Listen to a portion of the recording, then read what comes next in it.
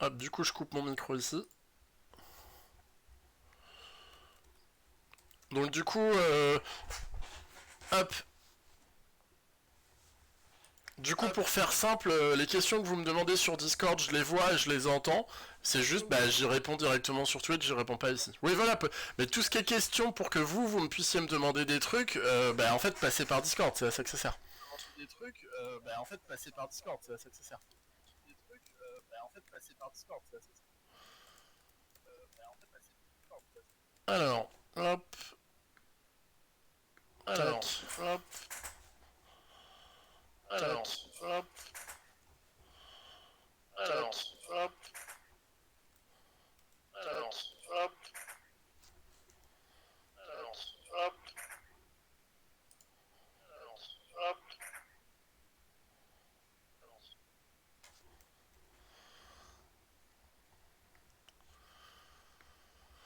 Cool.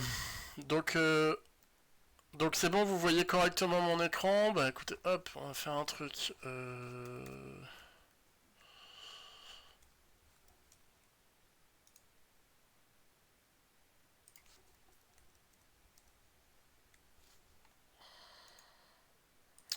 Je vais passer le Discord à côté. Je vais passer le Discord à côté de Twitch pour voir ce que je fais. Bon, bah du coup, bienvenue. Alors, l'idée de ce cours-là, en fait, ça va être de vous montrer les bases du développement Android. En fait, c'est un peu plus subtil que ça, parce que l'idée du cours, ça va être de vous montrer les bases du développement mobile et de l'architecture logicielle d'une appli en se basant sur Android comme exemple. Alors, l'idée du cours, bah forcément, normalement, c'est un cours qui a pas mal enfin, pas mal de présentations théoriques sur pas mal d'éléments. Il y a beaucoup de magistrales, etc. En plus du TP. Bah là forcément la forme va faire que je vais essayer enfin je vais vous faire des présentations théoriques mais que je vais essayer de condenser et l'idée ça va être d'essayer de faire le plus possible des TP interactifs, sachant que de toute façon les séances qu'on va avoir ensemble elles seront à minima divisées en moitié-moitié, c'est-à-dire 2 heures de théorie, 2 heures de pratique. Ça, c'est le découpage académique théorique. Le problème de faire ça, c'est que ça veut dire que ça vous impose de rester 2 heures à être connecté sur mes vidéos Twitch et à écouter ce que je raconte. Et je pense qu'en termes de fatigue et de concentration, moi le premier, vous allez en avoir, enfin, on va tous en avoir marre assez vite. Dans tous les cas, je vais vous présenter un peu les différents aspects de l'outil, de la techno, du langage, etc. Alors, deux, trois petits détails avant de commencer. Donc, hop, attends, ce qu'on va faire, c'est que je vais vous filer. Je vais rajouter au passage.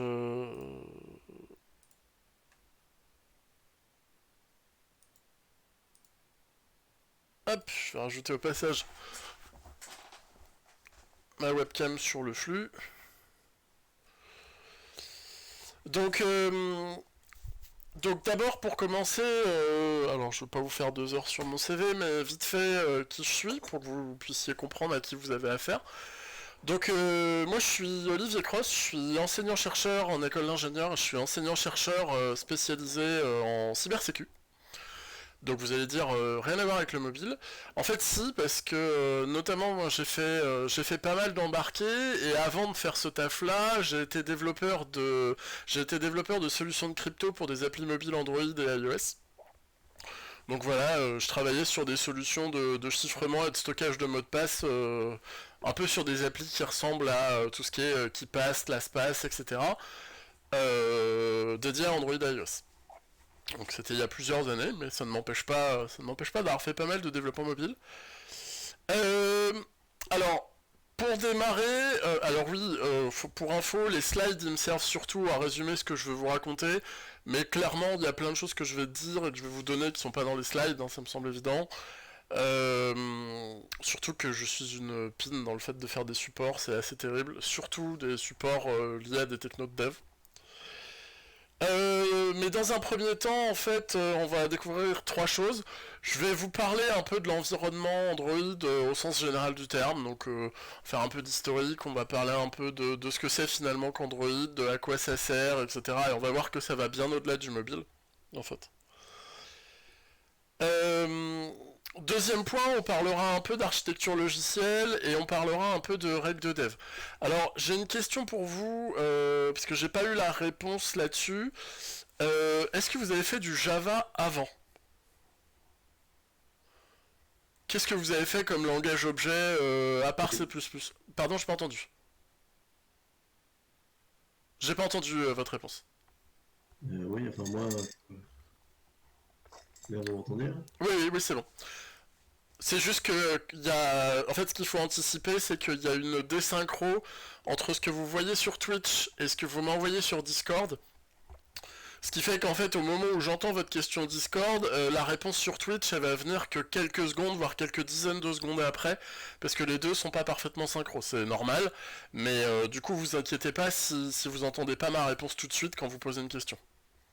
Je sais, c'est un peu perturbant, mais bon, les outils font que c'est comme ça.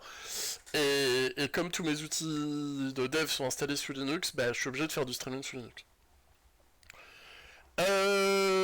Ok, donc vous avez déjà fait un peu de Java, donc voilà, donc du coup je reviendrai pas sur les bases du langage, sachant que vous l'avez probablement entendu, Android c'est basé sur un outil qui s'appelle Kotlin, enfin un langage qui s'appelle Kotlin, mais en fait Kotlin c'est pas un langage, voilà.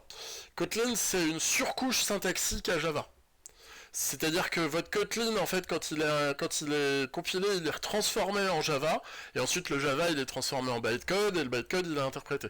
Donc ça fait que, oui, on va avoir du Kotlin ensemble, bien sûr, mais il y a aussi plein de moments où on va avoir un mélange entre du Kotlin et du Java, parce que dans les faits, il y a beaucoup de moments sous Android où travailler en Java, ça va plus vite, ou alors ça permet de faire des choses un peu plus fines, mais dans tous les cas, ça se recoupe. Donc si vous avez fait du Java, vous ne serez pas perdu en Kotlin, et ainsi de suite. Donc du coup, voilà, je reviendrai pas sur les bases de la programmation orientée objet, je reviendrai pas trop sur le Java, je reviendrai pas non plus, enfin si, je referai un encart sur les bases des design patterns. Je pense que c'est quelque chose dont vous avez déjà entendu parler au moins un petit peu, mais je referai un passage parce que c'est vraiment quelque chose de très central en développement mobile, la notion de design pattern, donc, et c'est quelque chose dont je vais beaucoup beaucoup me servir. Ensuite, donc voilà, disons un peu le contexte. À quoi va vous servir ce cours? En fait, à quoi il va vous servir et à quoi il va pas vous servir? Je suis pas là pour vous enseigner à faire des jeux. Je vous explique la subtilité, c'est qu'en fait, le développement de jeux vidéo sur Android, ça fait appel à des moteurs 2D et à des moteurs 3D dédiés. Donc le plus connu c'est OpenGL, mais il y en a des dizaines en réalité. Et ça, en fait, c'est pas du développement mobile, c'est du développement de jeux ou du développement 2D 3D qui n'ont rien à voir avec le monde mobile. C'est-à-dire que moi, vraiment, le cours, là, aujourd'hui, il est orienté design d'applications. Alors ça peut être toutes les applications que vous voulez, hein, que ce soit des réseaux sociaux, que ce soit de la manipulation de fichiers, n'importe quoi, n'importe quel type d'appli auquel vous pourriez penser. Mais voilà, je vais pas vous faire faire de 2D, je vais pas vous faire faire de 3D. On fera évidemment de l'interface graphique, mais c'est vraiment deux sujets complètement différents. Mon objectif à moi dans ce cours-là, en fait, c'est de vous faire pratiquer plusieurs choses. D'abord, de vous faire pratiquer Kotlin lui-même. Donc, c'est-à-dire vous faire pratiquer les outils de développement de base du monde Java et Android. C'est vous faire découvrir l'environnement de développement, parce qu'en fait, vous allez vite vous apercevoir que développer sous Android, il y a un certain nombre d'outils à connaître, bon évidemment l'IDE, mais pas que ça, parce qu'en fait l'IDE il intègre tout un tas de petits sous-outils qu'on viendra regarder, qu'on viendra étudier. Connaître et manipuler aussi toutes les interfaces et toutes les API les plus classiques. On reviendra sur la notion d'API, puisque c'est pareil, c'est quelque chose de très central dans le mobile. Mais globalement, bah voilà, que vous soyez pas perdu si vous devez utiliser l'API Twitter, si vous devez utiliser l'API Maps, etc. Que vous ayez les bases du fonctionnement de ce truc-là. J'en parlerai un peu, mais je descendrai pas dans le détail de tout ce qui est développement d'applications web dédiées au mobile. Donc je ferai pas trop de, je ferai pas trop d'Angular, je ferai pas trop de jQuery mobile, je ferai pas trop de choses comme ça. Pourquoi? Parce que déjà je pense que ce sont des choses que vous allez voir en web, et ensuite parce que ce sont des choses qui en fait ne sont pas du mobile techniquement. C'est vraiment, ça applique beaucoup plus les codes du dev web, et c'est vrai que moi le cours il est très orienté développement d'applications natives. Voilà, donc du coup j'en parlerai un peu pour vous montrer ce que c'est, mais je descendrai pas dans le détail de ça.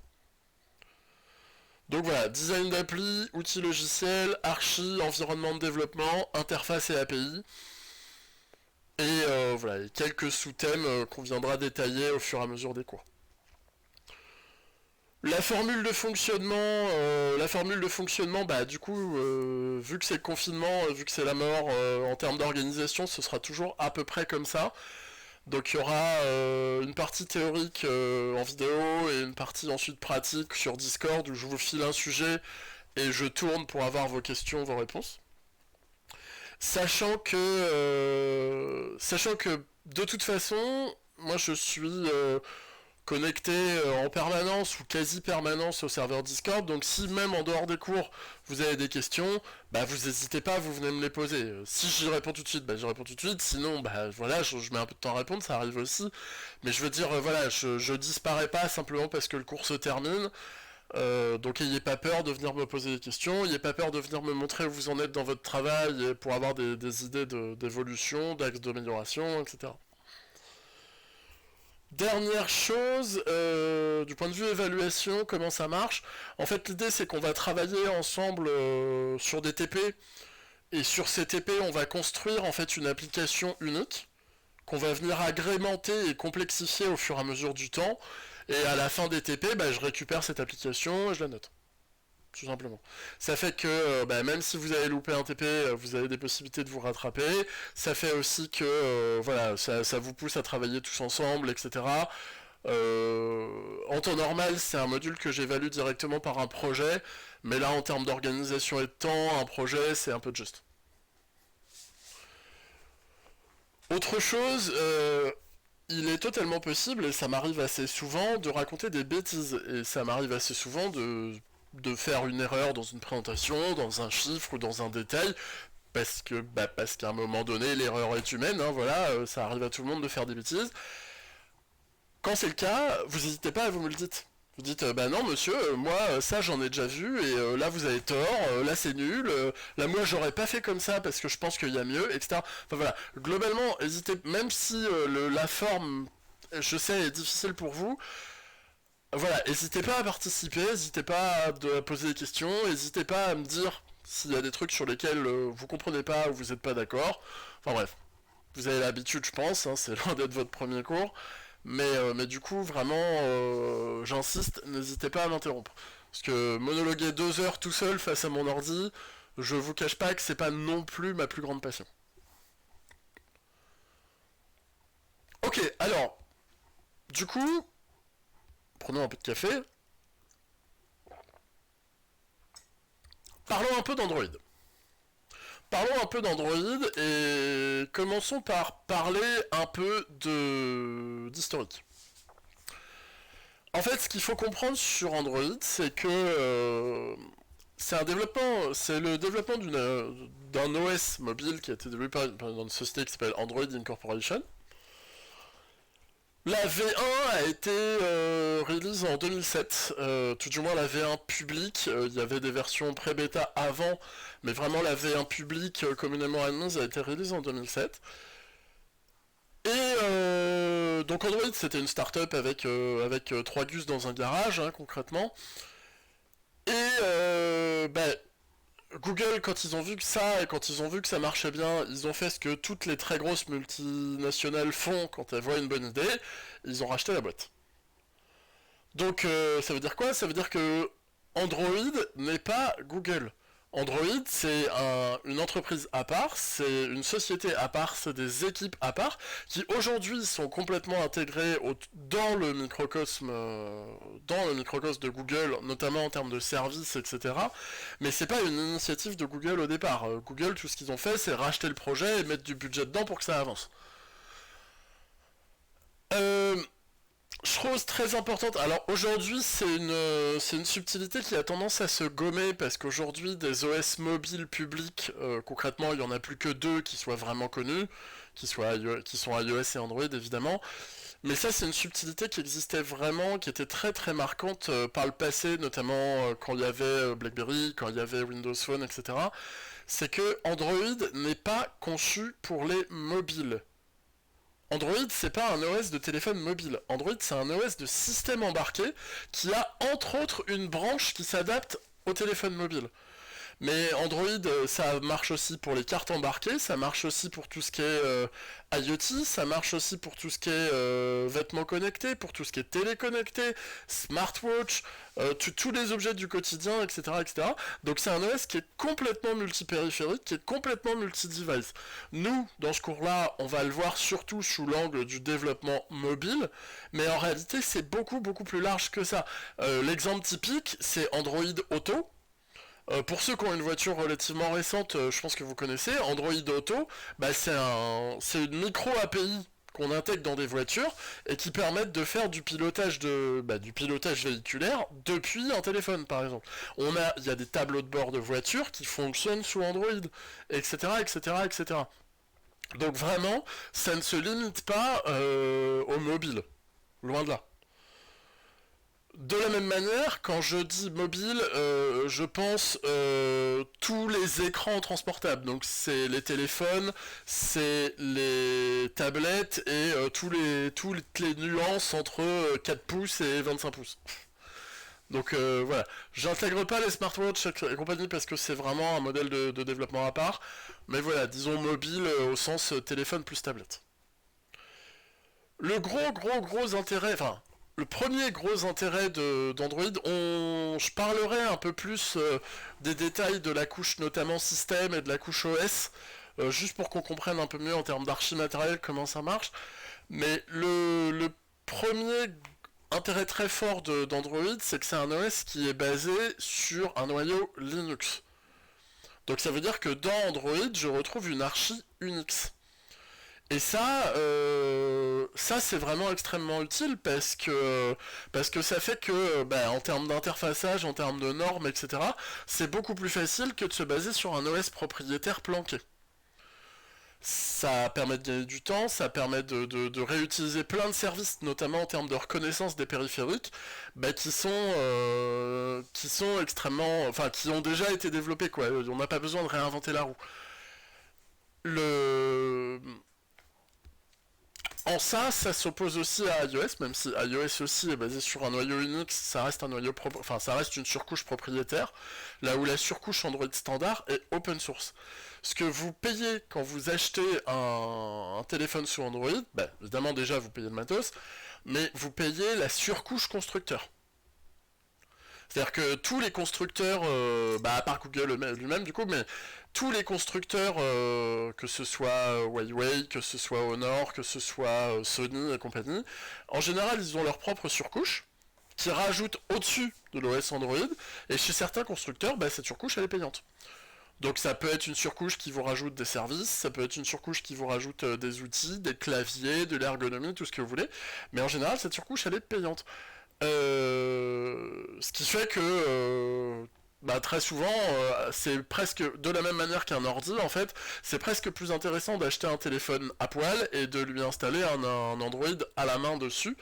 Mais pour ça, il faut qu'il y ait des versions compilées d'Android pour votre architecture de téléphone à vous. Et c'est pas toujours le cas. Autre chose importante en guise de préambule, je n'ai pas d'action chez Google. Je n'ai pas non plus d'action chez Apple, donc je suis pas là pour alimenter le débat stérile de qu'est-ce qui est mieux entre iOS et Android. Je m'en fous complètement. Je fais aussi des cours iOS où j'explique aux étudiants que iOS c'est mieux, je fais des cours Android où j'explique aux étudiants qu'Android c'est mieux. En réalité, voilà, je m'en fiche complètement, je n'ai d'intérêt ni pour l'un ni pour l'autre. Moi, ce qui m'intéresse, c'est que vous maîtrisiez les bases du développement mobile. Le fait de vous le montrer sous Android, c'est aussi que sous Android, l'environnement de développement, il est petit 1 gratuit, petit 2 facile d'accès et facilement téléchargeable, et petit 3 basé sur un langage que vous connaissez déjà, à savoir le Java. C'est-à-dire plus globalement basé sur un langage qui globalement fait partie des cursus d'apprentissage un peu partout. Là où les cours de Cocoa ou d'Objective-C, enfin ou maintenant de Swift, mais c'est pareil, euh, sont beaucoup beaucoup plus rares.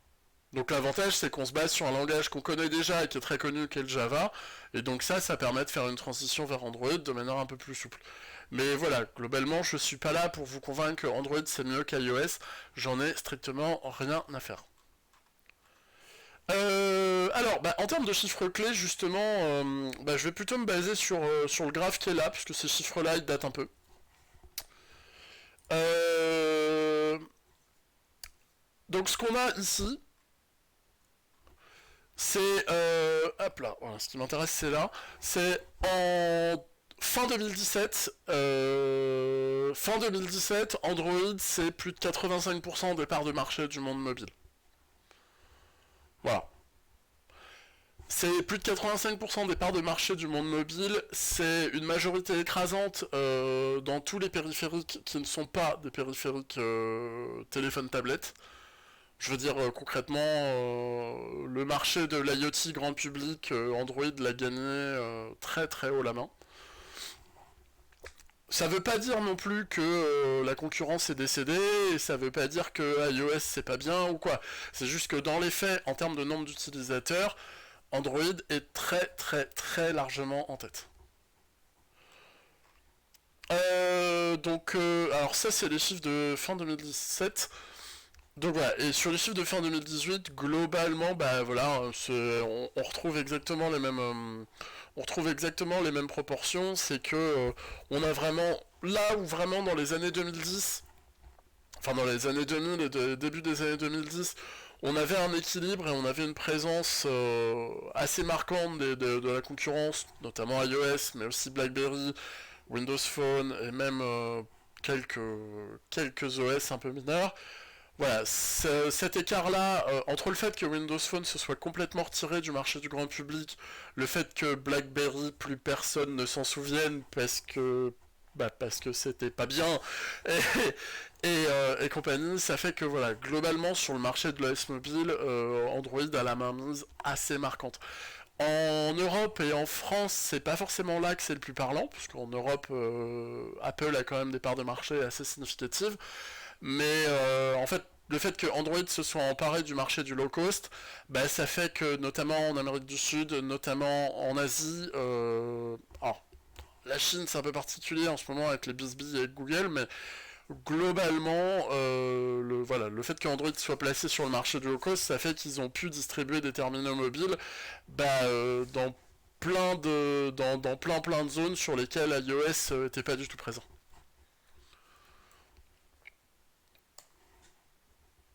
Monsieur, juste une question. Oui, je vous écoute. En fait, je voulais savoir si vous aviez dû faire le même cours avec... Ah, c'est bizarre d'entendre son écho. Avec, comment ça s'appelle iOS. Oui, si j'avais dû faire le même cours avec iOS, et bah quoi. Euh, comment vous auriez procédé en fait? Parce qu'en fait, je voulais savoir si on pouvait installer Xcode ou quoi sur Linux ou Windows, j'en sais rien, c'est possible? Alors, dans le cas où on veut se mettre au développement iOS et où on n'a pas de Mac, euh, globalement, non, je vais être honnête, c'est une purge. Franchement, je vais être honnête, c'est une purge. C'est possible. En fait, ce qu'il faut, c'est installer ce qu'on appelle un Hackintosh. Euh, Hackintosh, c'est quoi? C'est installer macOS dans une machine virtuelle sur une machine qui n'est pas un MacBook, en gros. Ça se fait, il y a des distributions de Hackintosh qui existent sur internet et qui permettent d'installer ça. Maintenant, je sais qu'il y a des portages de Xcode sous Linux. J'ai jamais eu l'occasion de le tester moi-même. Mais de mémoire, il y a des portages de Xcode sous Linux qui fonctionnent assez bien. Et du coup, bah voilà, faut juste installer ça.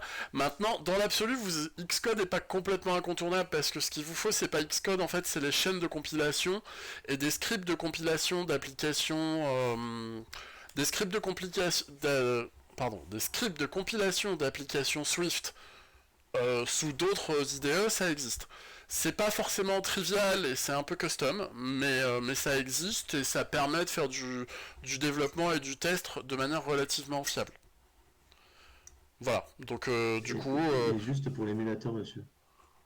hmm, des VM iPhone, il y en a. Des VM iPhone, il y en a, ça se trouve assez bien sur internet pour le coup.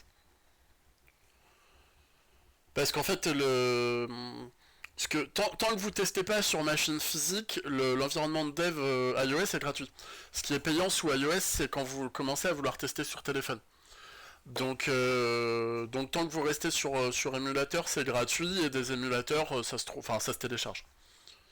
Faut savoir creuser un peu, mais ça se télécharge.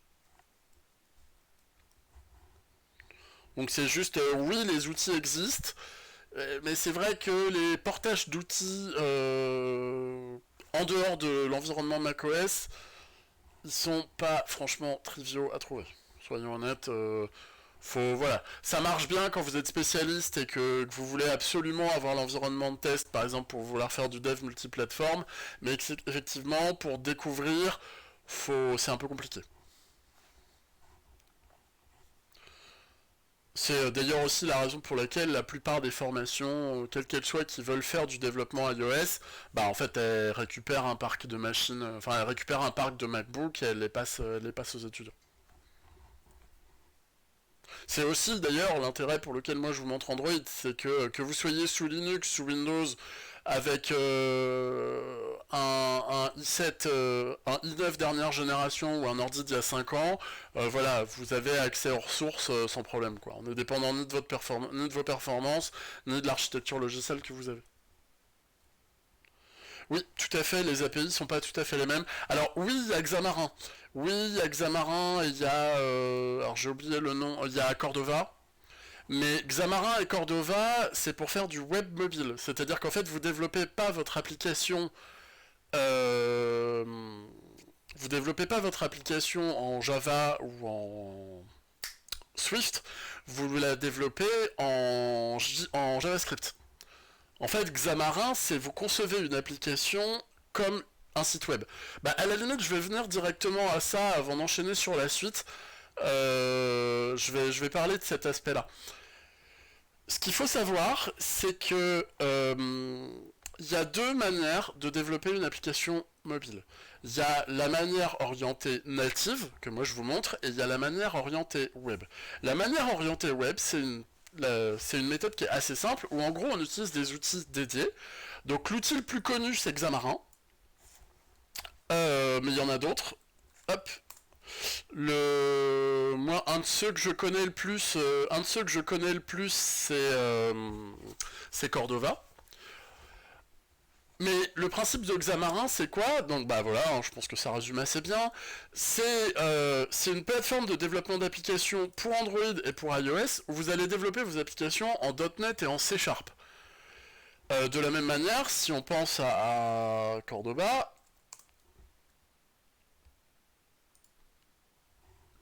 c'est vous allez développer vos applications en HTML, CSS, JavaScript. Ce sont des outils qui marchent même plutôt bien, mais qui posent deux problèmes. Le premier, c'est que c'est de la conception comme si vous conceviez un site web. Donc ça veut dire que ce sont des applis qui globalement, en général, fonctionnent très très bien pour tout ce qui va être réseaux sociaux, pour tout ce qui va être site internet, etc. Mais dès lors qu'il faut faire du développement qui se base sur les capteurs, qui se base sur les API internes, sur la base de données, etc., bah, en général, vous perdez en performance et vous perdez un peu en fonctionnalité. Donc c'est pas hyper confortable si vous voulez développer des applis qui sont pas des applis, enfin qui sont des applis qui ont besoin de capteurs ou qui ont besoin des performances internes du téléphone. L'autre souci, notamment pour Cordova, bah, c'est que dans la mesure où vous développez votre appli comme un site web, Parce qu'en fait, votre appli, si vous la développez en Cordova, c'est juste un navigateur qui affiche une page, hein, concrètement. Ça marche bien, mais ça marche bien tant que vous avez du réseau. Donc si vous voulez concevoir des applis offline, c'est un peu touchy. Si je prends un exemple typique, alors hop, je vais essayer de faire en sorte qu'on le voit à l'écran. Ça, c'est l'appli Facebook. Bah l'appli Facebook, c'est pas une appli en fait. L'appli Facebook, c'est un site web. C'est un site web qui est designé pour avoir une tronche d'appli. C'est un site web qui est empaqueté dans un package d'appli, mais c'est un site web quand même, en fait. Quand vous ouvrez Facebook, quand vous ouvrez Twitter, quand vous ouvrez Instagram, tous les réseaux sociaux standards, en fait, vous ouvrez pas une application native, vous ouvrez un site web. L'avantage, du coup, de Xamarin et Cordova, c'est ça, c'est que quand vous voulez faire du multiplateforme à fond, bah, ça vous permet de développer une fois pour tous les OS. L'inconvénient par contre, bah, c'est que dès que vous avez des comportements spécifiques à chaque système, bah, soit vous allez complexifier votre code, soit vous n'allez pas le faire, pour pas pouvoir le faire, vous allez être obligé de repasser sur du développement natif. Et du coup, le développement natif, c'est l'autre aspect, c'est de dire on développe une application dédiée à chaque système, donc une application Swift en iOS, une application Kotlin pour Android, etc. Donc on développe au coup par coup, mais là l'avantage c'est qu'on a accès à tout le panel de fonctionnalités que propose, l'OS, et du coup on n'a plus besoin de se poser la question de faire du générique ou pas. Donc pour faire simple, l'avantage du web c'est que on développe en générique, l'avantage du natif c'est qu'on a accès à toutes les fonctions et on n'est pas dépendant du réseau. Voilà.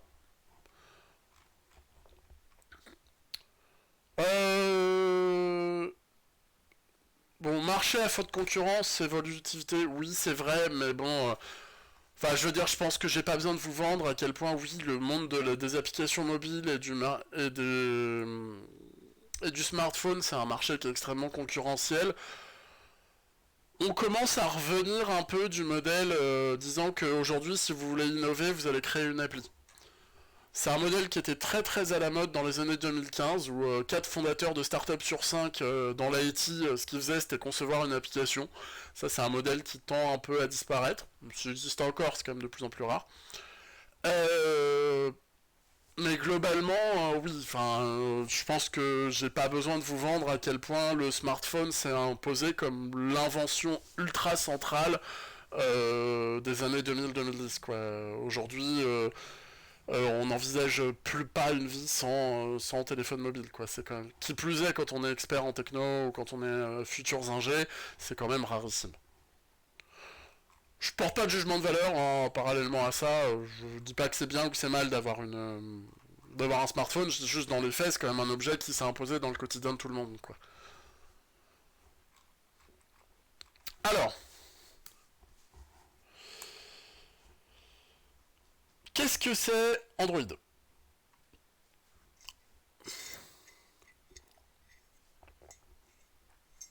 Je vous laisse ruminer un peu cette définition-là.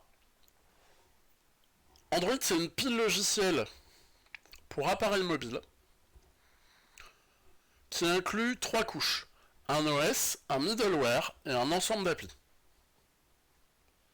Et c'est vraiment important de comprendre la distinction entre chaque, c'est un peu là-dedans que je vais descendre d'ailleurs, parce que voir Android simplement comme un vivier d'applications, c'est passer à côté de 50% de ses fonctionnalités.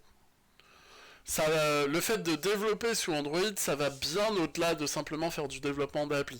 Même si c'est le dev sur lequel on se concentre le plus et le plus connu, en réalité, il y a beaucoup beaucoup d'éléments. Enfin, je veux dire, c'est un OS complet, donc on peut faire beaucoup plus que simplement faire du développement d'app. Alors, pile logiciel, pourquoi? Parce que en fait l'avantage de Android c'est que ça nous fournit une archi de développement.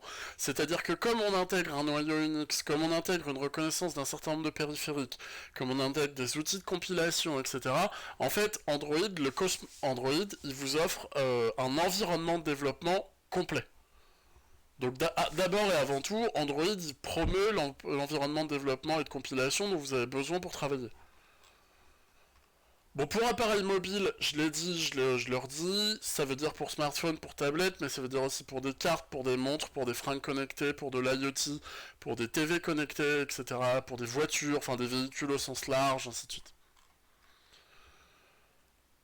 Alors, est-ce que je l'ai là? Ouais. Hop, je vais revenir à tout ça après, mais pour parler de l'architecture Android, plutôt que de se baser sur du blabla textuel chiant, je vais vous montrer ça directement.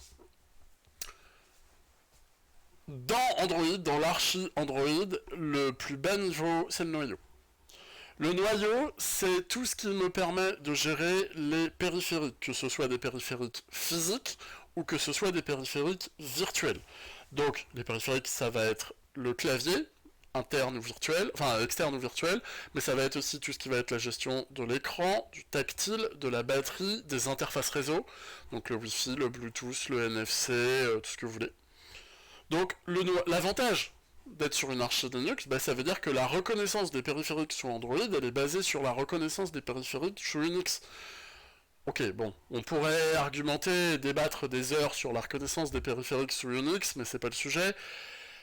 Ça veut dire que globalement, bah, en fait, là, on se base sur un noyau qui est déjà standard, qui a déjà des méthodes de reconnaissance des périphériques qui sont standardisées, donc on n'a pas besoin de redévelopper des drivers spécifiques pour Android. On se base sur ceux qui existent déjà dans l'environnement Unix. Donc le noyau, il nous sert à ça. Il nous sert à faire tout ce qui est reconnaissance de périphériques et globalement d'interconnexion extérieure. Ensuite, au-dessus du noyau, j'ai une série de bibliothèques natives. Là, je vous mentionne les plus connus, mais il y en a une tétrachier, si vous me permettez l'expression. OpenGL, SQLite, la libc, WebKit, qu'est-ce qu'on a encore on peut citer enfin voilà, tous les outils de compilation possibles et imaginables. Donc OpenGL pour faire tout ce qui est 2D, 3D, SQLite pour faire tout ce qui est gestion de base de données, la libc, bon, est-ce que j'ai vraiment besoin de vous rappeler ce que c'est que la libc, WebKit pour tout ce qui est gestion et interprétation web, etc., etc. C'est-à-dire que globalement, en natif dans l'OS, j'ai toutes les librairies de développement de base nécessaires à tout un tas de contextes applicatifs et tout un tas de contextes logiciels variés. Ça, c'est ma couche bas niveau, c'est ma couche, pas vraiment ma couche système, mais oui, en fait, si c'est ça, c'est ma couche système. C'est mon noyau, mes bibliothèques. Et uniquement là-dessus, uniquement à partir de ce niveau-là, je viens y implanter la première couche d'abstraction Java. La première couche d'abstraction Java qui est basée sur deux composants. La première c'est ART, donc c'est la machine virtuelle en fait. Oui, parce que alors on va en parler, mais la machine virtuelle Android n'est pas la machine virtuelle Oracle standard. Vous vous en doutez bien, c'est une machine virtuelle à part. Mais je vais revenir après là-dessus. Et Java Core, c'est quoi? Bah en fait c'est le JDK, c'est la JRE. C'est tous les outils de développement standard de Java. Alors, je sais pas si vous vous souvenez, je sais pas si vous vous souvenez de comment fonctionne l'architecture de compilation en Java. Hop. Ouais, bah voilà, ça sera parfait.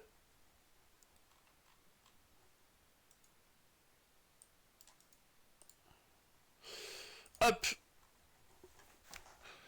En Java, au début, il y a eu le source code.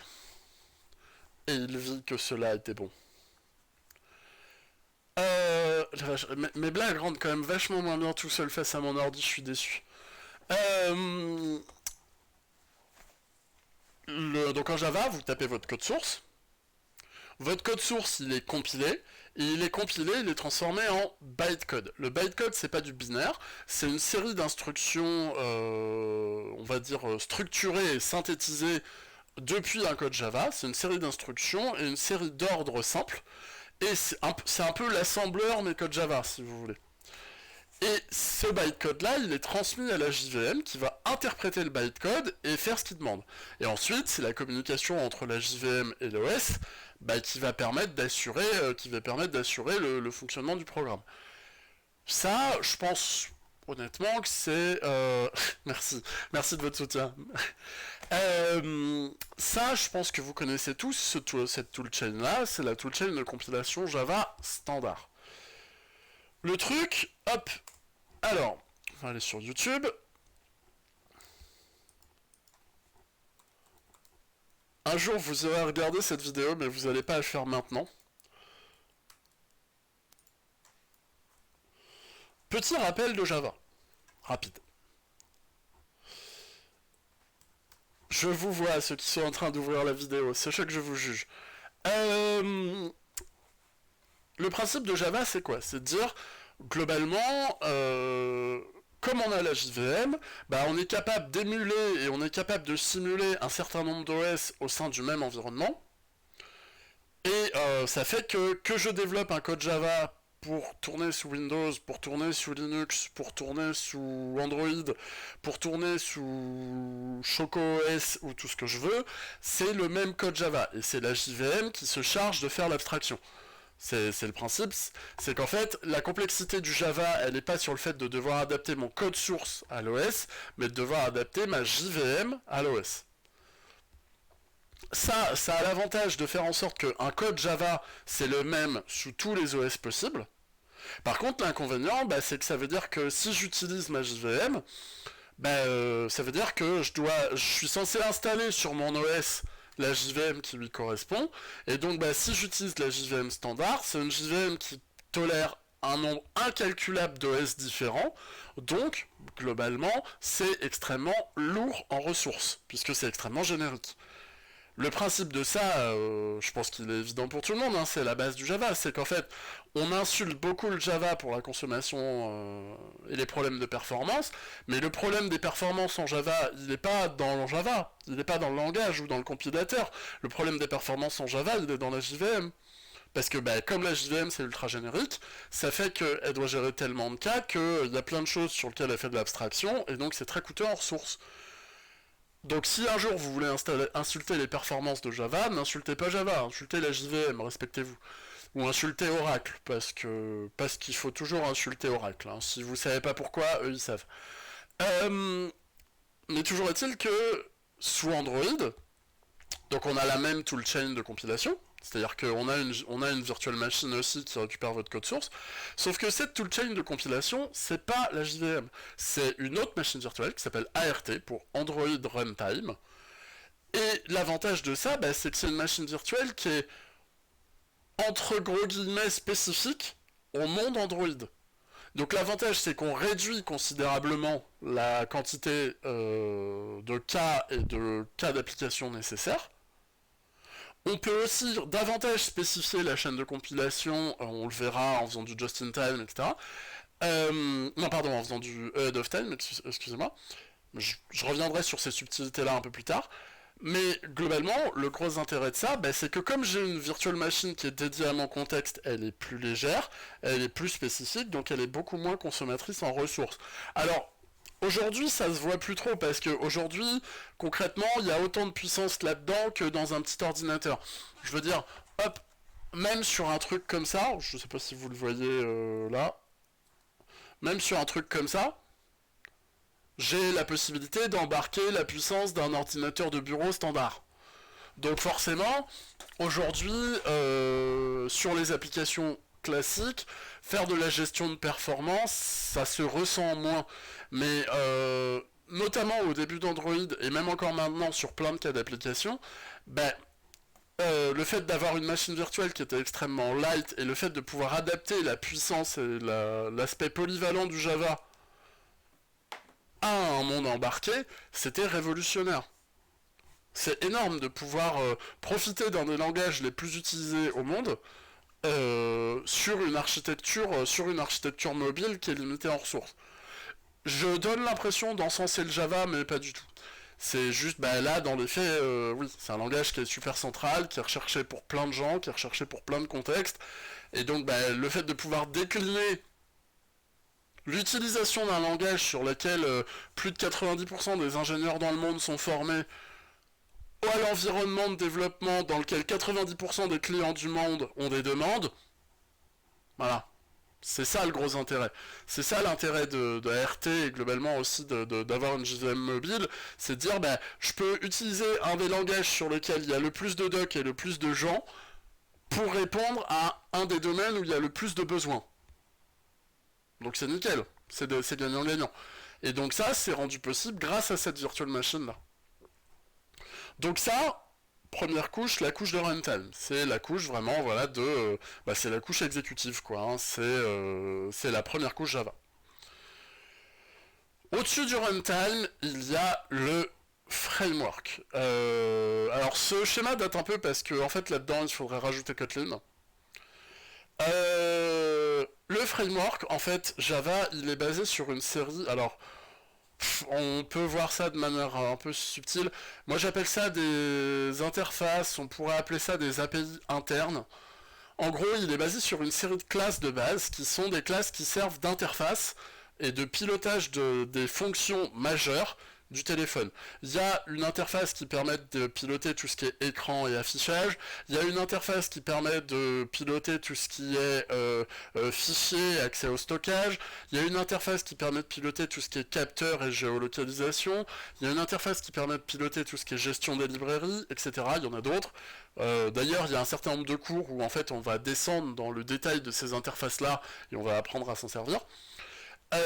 Mais globalement, voilà, au-dessus de la couche Java, il y a la couche framework, qui est la couche qui permet d'accéder à toutes les fonctionnalités de développement de base de l'outil. Ensuite, et enfin, tout en haut, il y a la couche applicative. La couche applicative, bah, c'est la couche des applications. Jusque-là, vous avez bien fait de venir, je suis content de vous avoir appris ça, merci, c'était sympa, à la semaine prochaine. Bah, que dire de la couche applicative? Pas grand chose. Si, une chose quand même, c'est que Android, en termes de gestion des droits et de gestion des permissions, fait une distinction entre les applications système et les applications user. Les applications système, ce sont des applications qui sont, bah, comme leur nom l'indique, présentes par défaut dans l'OS et qui ont un certain nombre de droits et un certain nombre de priorités en plus par rapport aux applications standards. Notamment le téléphone ou les textos sur Android, c'est prioritaire sur tout. Si vous recevez un texto, alors, de mémoire ça n'a pas changé récemment, mais si vous recevez un texto ou un appel, ça va interrompre toutes vos applications. Et ça, vous ne pouvez pas par défaut l'arrêter. C'est des applications définies comme des applis système, qui sont vues comme des applis majeures pour l'OS, et donc qui ont des priorités ou des privilèges en plus. Donc en fait, ici, cette couche-là, il faudrait la distinguer en deux, appli iOS, appli user. Les applis iOS, globalement, c'est toutes les applications de communication de base. Donc c'est le bureau, le téléphone, les textos, les contacts. C'est toutes les applis qui font que ce truc-là est un téléphone, en fait. Et les applications user, c'est ce qui font que votre téléphone est un smartphone, pour faire simple. C'est pas tout à fait vrai, et je pense que j'ai fait pleurer du sang à tout un tas de développeurs mobiles, mais globalement, on peut résumer comme ça. Donc du coup, une pile logicielle, des appareils mobiles, et donc un système d'exploitation, ma couche OS, un middleware, ma couche Java Framework, et des applications OS ou user. Voilà ce que c'est Android, et voilà comment c'est architecturé. Je reviens sur le fait que, voyez, hein, en termes de contenu, je viens de faire 1 heure sur 10 slides, ça vous donne une idée d'à quel point il y a plein de trucs que je raconte qui sont pas dans les slides.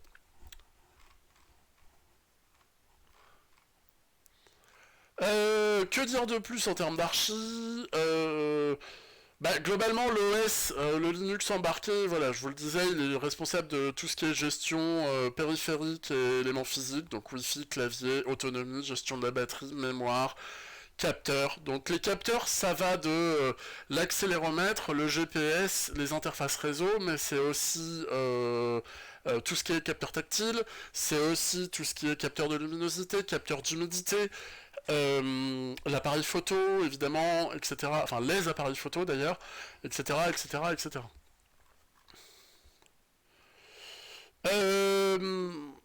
Oui, du coup, je vous en parlais, on est sur une archi Java. une archi Java qui est basée sur la VM ART. Alors globalement, je pense pas qu'il existe encore des versions d'Android récentes qui fonctionnent sous Dalvik. Euh, Pas à ma connaissance en tout cas.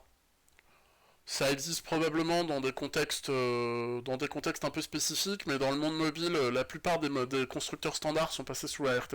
Et de toute façon, Android considère aujourd'hui ART comme la VM standard. Donc l'ancienne machine virtuelle dont vous entendrez parler, c'est Dalvik. C'est peut-être quelque chose dont vous avez déjà entendu parler. Euh, Globalement, la grosse migration vers ART s'est faite à partir de Android 4. Donc autant dire que ça commence à dater. Euh, Deux choses à savoir. La première, c'est qu'on est dans une archi Java. Qui dit archi Java dit garbage collector. Donc ça veut dire que la gestion de la mémoire est automatisée. Je ne vous permets pas d'insulter le garbage collector. Il n'est pas, il n'est pas moche, il est différent. Bref, hein, bon, vous connaissez le slogan hein, sur le garbage collector. Le souci, c'est que comme il se déclenche automatiquement, ça veut dire que vous n'avez pas forcément la main sur la gestion de votre mémoire, donc ça veut dire que ça peut causer des pertes en performance. L'avantage, par contre, c'est que du coup, vous pouvez vous focaliser vraiment sur la conception logicielle et l'architecture fonctionnelle de vos applis, plutôt que de vous baser sur des problématiques purement physiques. Ça, quand on veut faire du développement d'appli où la finalité c'est avant tout la fonctionnalité, c'est central. Ça aussi, alors, je suis pas UX designer, donc je vais pas énormément m'étendre sur le sujet, mais globalement, il y a deux trois petites choses à savoir là-dessus, c'est que on ne développe pas du tout une application comme on développe un logiciel. Je veux dire, un logiciel, vous le démarrez, votre temps d'utilisation, il va se chiffrer en minutes, en dizaines de minutes, voire en heures. Le temps d'utilisation moyen d'une application, c'est 27 secondes. Et 27 secondes, c'est énorme, j'en sais quelque chose.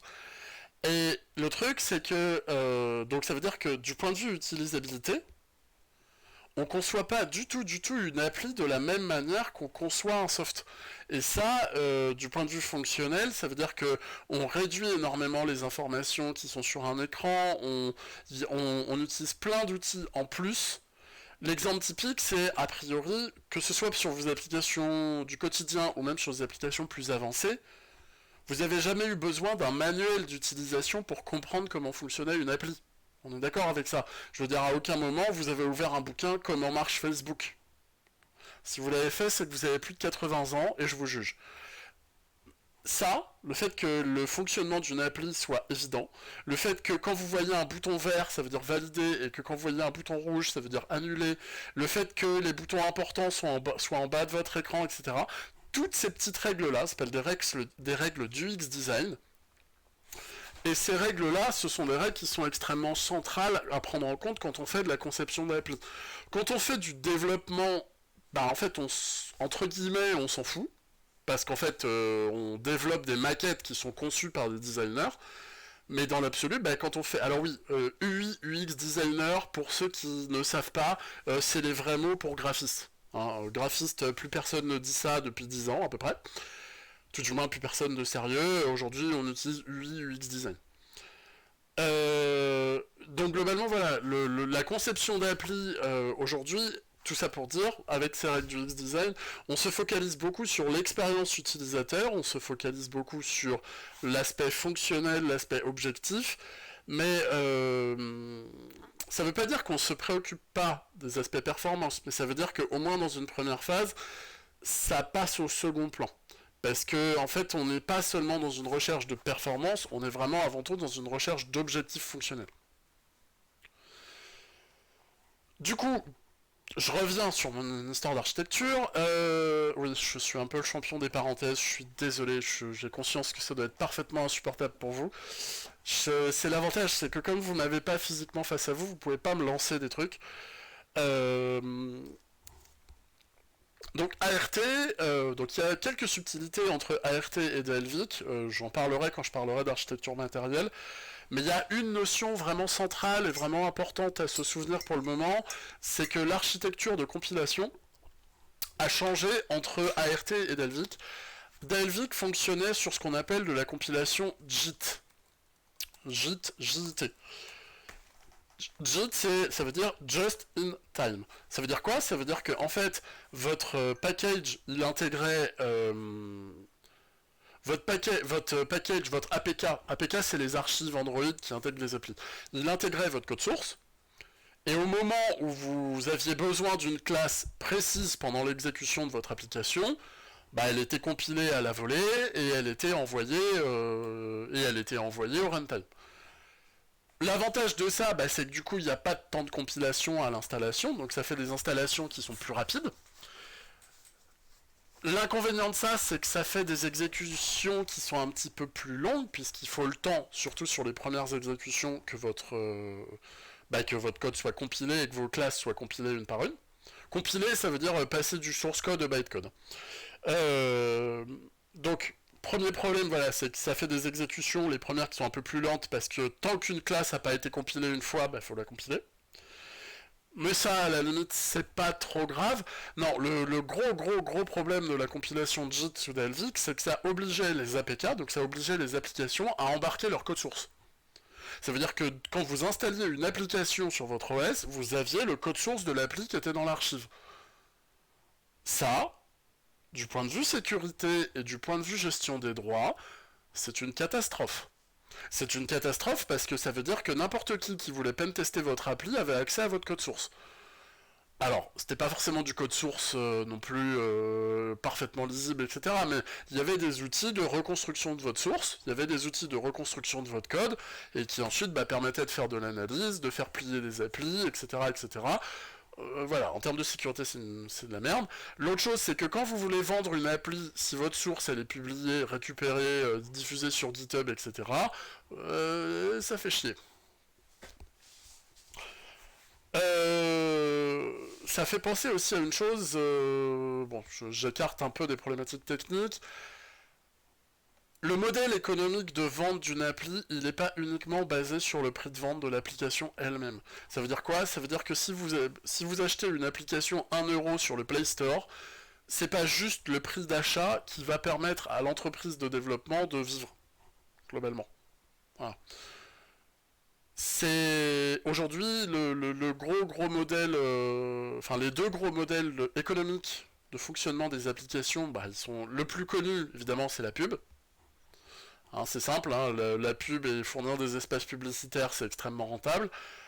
Et la deuxième évidemment c'est la data. C'est la récupération et la vente en masse de données relatives aux utilisateurs, c'est ce qui permet de comment dire, c'est ce qui permet de gagner, de construire des modèles économiques de vente d'appli. Ça veut dire aussi que c'est pas parce qu'une appli est gratuite que ses développeurs sont des bons samaritains, hein, vous vous doutez bien. Si ce serait trop facile, l'exemple typique, bah, c'est voilà, hein, la majorité des services Google a priori ils sont gratuits. Je pense, enfin j'ai pas revérifié ce matin, mais jusqu'à preuve du contraire, Google n'est pas une association caritative. Je suis pas sûr, hein, mais j'ai des doutes. Donc voilà, le modèle économique, juste une petite parenthèse là-dessus, c'est voilà, le modèle économique de vente d'une appli, il n'est pas uniquement basé sur le prix de vente sur le Play Store. Donc voilà, donc l'archi, du coup je finis sur l'archi, désolé. Donc voilà, compilation de JIT, ça veut dire que je suis obligé d'embarquer mon code source. Ça craint. Ça veut dire que les premières exécutions prennent du temps. Ça recraint.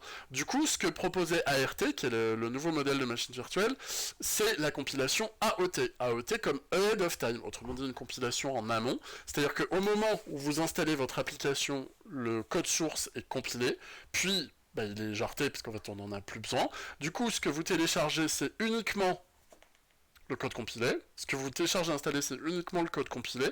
Ça fait des APK qui sont plus légères, puisqu'ils n'intègrent pas le code source. Ça fait que le code source n'est pas directement accessible dans l'archive.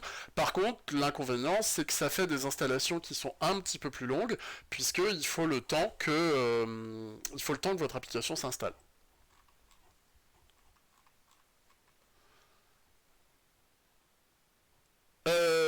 Autre gros avantage de l'ART, même si c'était vrai sur la dernière version de Dalvik, c'est qu'elle permet de faire du multithreading, donc elle permet à votre application de faire plusieurs tâches indépendantes en parallèle.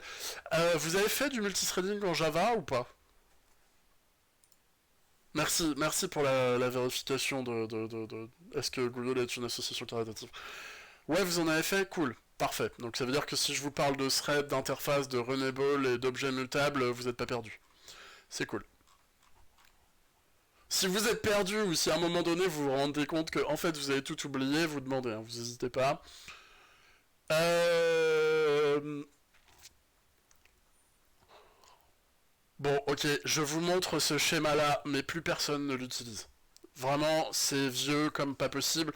C'est utile de savoir que ça existe parce que dans certains contextes, c'est très précis, c'est pratique. Il existe un outil qui s'appelle le Android MDK, N pour Native et DK pour Development Kit, qui en gros permet de porter des applications en pas Java sous Android.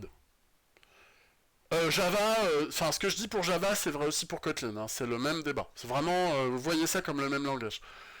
Euh, En gros, ça permet, si vous avez développé un bout de code en C++ ou en Python, de pouvoir le porter sous forme d'appli sous Delvik. Ou sous ART, ce qui revient même. De ma vie, j'ai jamais eu à l'utiliser. Ça veut pas dire que c'est pas utile, hein, attention.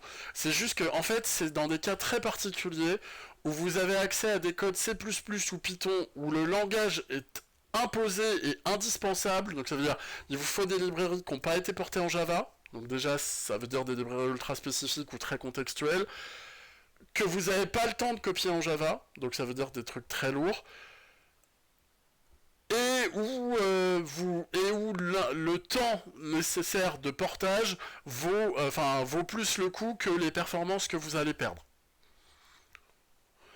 Globalement, le NDK, initialement, c'était un outil qui était conçu pour pousser les gens à faire du développement mobile, même les gens qui venaient pas de l'environnement Java, parce que ça permettait aux développeurs C++ et Python de faire du développement mobile.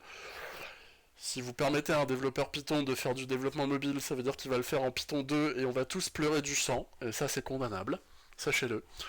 Oui, je crache beaucoup sur Python. Vu que c'est le langage que j'utilise au quotidien, bah, c'est celui sur lequel je crache le plus, évidemment. Je n'aime que les langages dont je me sers pas. Ça semble logique. Aujourd'hui encore, c'est un outil qui existe. Ça sert majoritairement si vous avez des applications. Ça sert à interfacer en fait des services entre eux. Mais même maintenant, on va avoir tendance à passer par des microservices.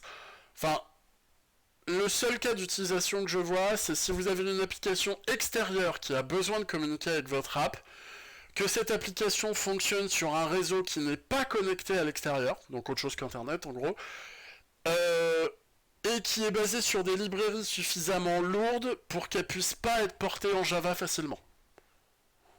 C'est quand même franchement sélectif comme contexte.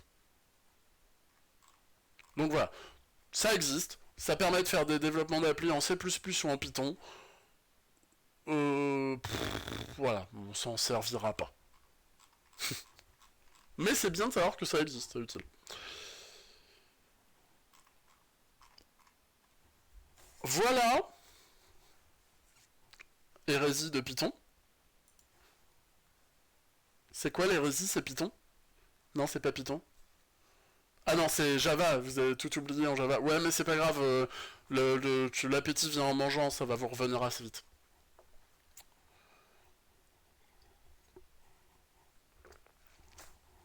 Ah vache. Monologuer pendant 2 heures, honnêtement, c'est physique. C'est plus physique qu'en cours, hein. J'ai pas l'air comme ça, mais en cours, je saute un peu partout. Et puis régulièrement, j'insulte les étudiants, donc ça fait qu'ils rigolent et ça me permet de gagner du temps. Mais là, je peux pas vous insulter parce que c'est le premier cours et vous allez prendre mal. Pourquoi est-ce que l'un d'entre vous s'est appelé Covid-19 sur le chat? C'est condamnable. Je vous juge, sachez-le. Vraiment, je ne cautionne pas.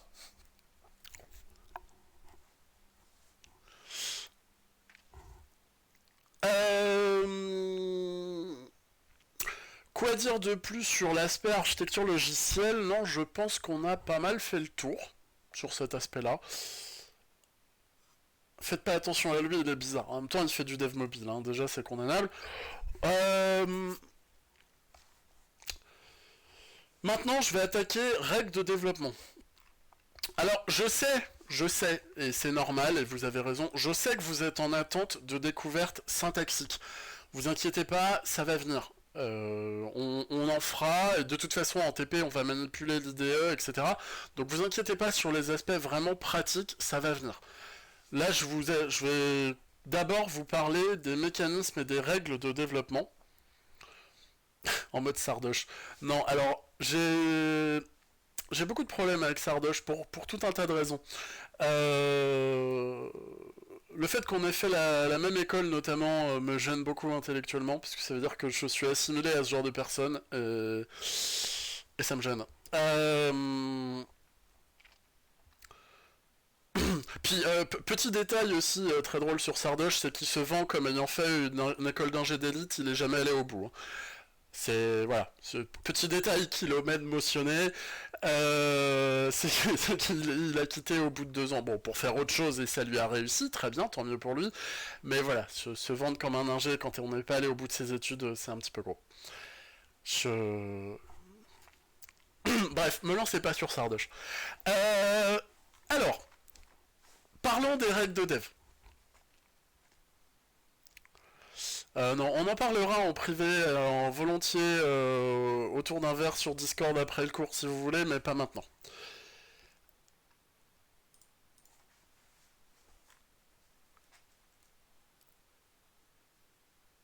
Rendez-vous midi 1, si vous voulez. Alors, du coup, parlons règles de dev. Parlons règles de dev et commençons par parler design pattern. En fait, parlons design pattern et parlons aussi de ce qu'on appelle la programmation orientée composant. Jusqu'ici, vous avez vu la programmation objet. La programmation objet, voilà, c'est le principe, c'est on crée des objets, les objets interagissent entre eux et ça fait un programme. C'est cool.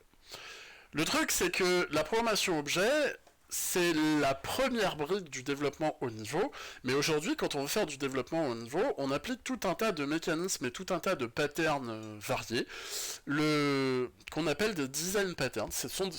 En fait, ce sont des mécanismes et des architectures de développement auxquelles on fait correspondre notre code. Donc ça peut être des règles syntaxiques, ça peut être des règles structurelles, et qui nous permettent d'architecturer, ce mot n'existe pas, qui nous permettent de structurer notre code. Donc c'est des règles de syntaxe, c'est des règles d'architecture qui permettent de structurer du code, qui permettent de l'organiser, qui permettent de le clarifier et de le modulariser. Des design patterns, il y en a plein. Euh, Hop, je vous montre... on va aller directement sur Wiki parce que n'est-ce pas la flemme. Des design patterns, il y en a plein. Alors je vais pas tous vous les montrer loin de là, mais on les pratiquera. Je pense pas que vous en ayez fait jusqu'ici. Je sais pas à quel point. Bah, vous avez au moins dû voir le MVC, même si le MVC n'est pas vraiment un design pattern. Euh, Globalement, bah en fait, en vrai, je vous montre l'article wiki parce que je le connais assez bien et parce que je trouve qu'il montre très très bien ce que c'est qu'un design pattern. Des design patterns, il y en a en gros 4 blocs.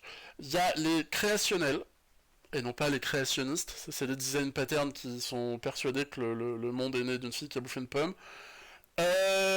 Les design patterns créationnels, ce sont tous les designs de construction qui permettent de faciliter et d'accélérer la création d'objets. Oui, vous avez vu Singleton, Factory, Observer, vous avez dû voir Event Listener aussi, je pense. Mais dans tous les cas, je pense que vous les connaissez un peu, même si vous les connaissez pas sous ce nom-là, et on en reparlera dans le détail. Donc voilà, les design patterns créationnels, ce sont des design patterns qui permettent de faciliter, d'accélérer ou de clarifier la création d'objets. Les design patterns structurels, qui permettent, comme leur nom l'indique, d'organiser et de structurer du code. Les design patterns comportementaux, qui permettent de faciliter la transmission d'informations et d'accélérer certains triggers et certains comportements. Et enfin, les design patterns concurrentiels. Non, enfin les design patterns liés à la gestion de la concurrence, qui est tout ce qui est justement les design patterns liés au multithreading et à l'ordonnancement de tâches. Oui, non mais je me doute, ne vous inquiétez pas, on va en reparler. Donc les design patterns, c'est ça. Ça permet, donc on le dit, je vous mets le petit truc à gauche, ça permet de faciliter la création d'objets, structurer son code, faciliter certains comportements ou reproduire certains comportements rapidement et organiser les tâches indépendantes dans votre projet. Globalement, ça crée des couches d'abstraction et ça modularise du code.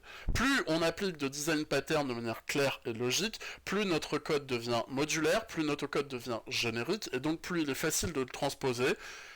L'exemple typique, c'est si on fait une classe correctement structurée qu'on est capable de décliner dans 10 utilisations dans notre projet, ça fait que nos 10 utilisations sont basées sur la même classe, donc c'est plus facile à maintenir, c'est plus facile à utiliser en fait, tout simplement.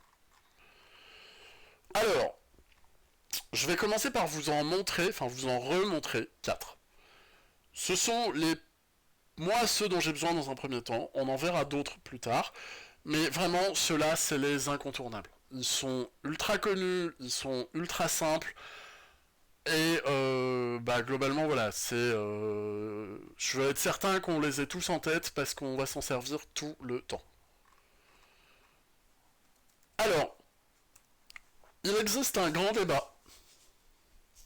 Il existe un grand débat parmi les développeurs de tout poil, qui est de savoir si on dit singleton ou singleton. La plupart des développeurs disent oui, l'anglais c'est beaucoup plus classe, singleton, machin, non, je trouve ça vraiment affreux comme mot. Bref. Ça pour dire, prononcez-le à l'anglaise ou à la française, c'est comme vous voulez, moi je dis singleton. Et puis je vous emmerde parce que je fais ce que je veux. Le singleton c'est quoi? Le singleton c'est garantir que pour une classe donnée, il en existe une et une seule instance partagée à travers tout le code. Ça se voit beaucoup en termes de cas d'utilisation. Dans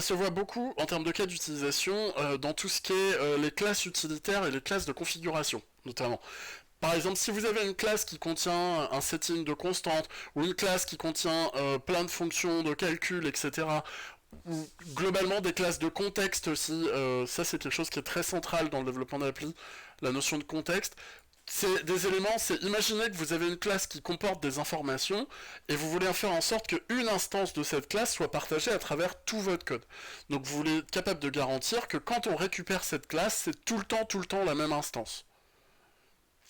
Le problème, c'est que vous n'allez pas créer une instance dans un coin que vous allez transbahuter à travers tout votre code. Parce que ça, en termes de gestion, c'est une purge.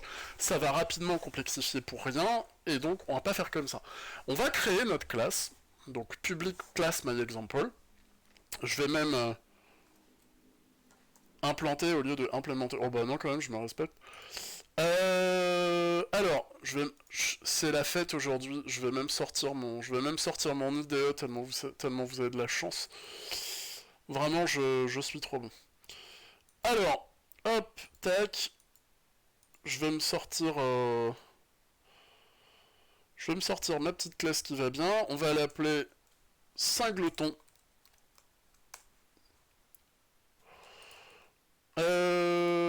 Est-ce que c'est lisible en termes de taille ou est-ce que j'ai besoin d'augmenter la taille de ma police?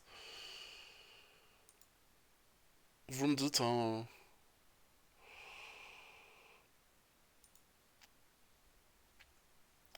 Hop.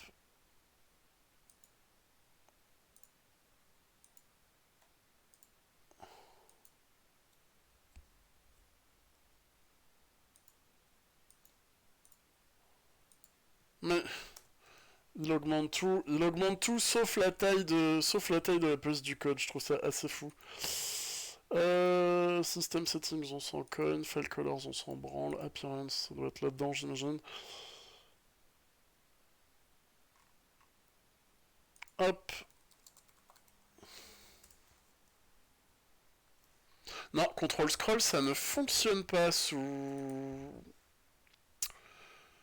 Android Studio.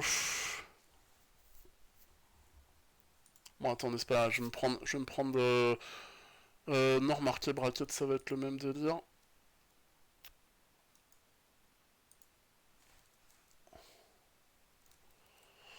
Est-ce que contrôle... Non, contrôle... Non, les raccourcis standards fonctionnent pas. Bah c'est pas grave, on va chercher sur internet. Android Studio... Code style size...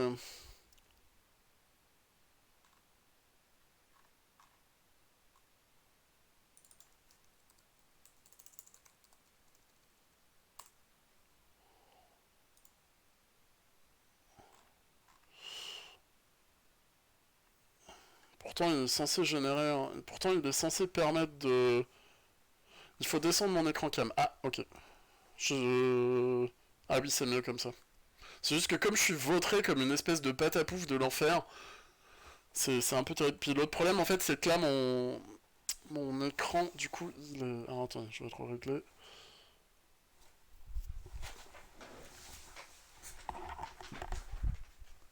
Hop, en fait c'est pas qu'il faut que je monte mon écran cam, que je descende mon écran cam, c'est qu'il faut que je monte mon fauteuil. Là ça doit être un peu mieux. Je vais me péter les cervicales mais c'est pas grave, c'est pour la science. Settings.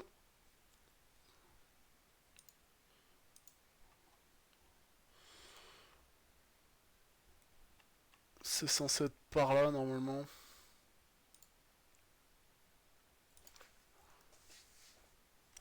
Sinon je vais passer sous un autre éditeur juste pour l'exemple, c'est pas... C'est pas dans Editor, monsieur? Dans Editor, vous voyez ça où? Ah oui, ok, là. Là, vous étiez. Editor. Ouais, ça doit être dans Font du coup. Il y a Font. Ah, c'est mieux. Hop, on va augmenter encore un peu.